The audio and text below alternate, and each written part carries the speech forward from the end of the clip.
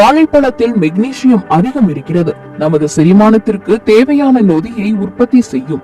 இதனால் வெறும் வயிற்றில் வாழைப்பழத்தை சாப்பிட்டால் இரைப்பையில் அல்சர் வரும் வாய்ப்பு அதிகம் இருக்கிறது. வெறும் வயிற்றில் இனிப்பு பொருட்கள் மற்றும் சாக்லேட்டுகளை எடுத்துக்கொள்வதன் மூலம் உடலின் அமில சமநிலை பாதிப்பு ஏற்படுகிறது.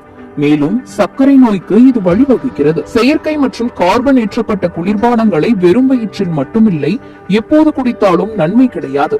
வயிற்று வலி, செரிமான கோளாறு போன்ற பல பிரச்சனைகளை உண்டாக்குகிறது.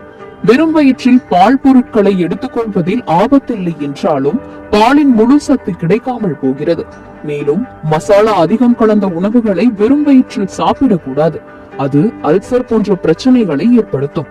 வெள்ளரிக்காய் வெறும் வயிற்றில் சாப்பிட்டால் முதுகு எலும்பு வலி, அல்சர், செரிமான பிரச்சனை வருகிறது.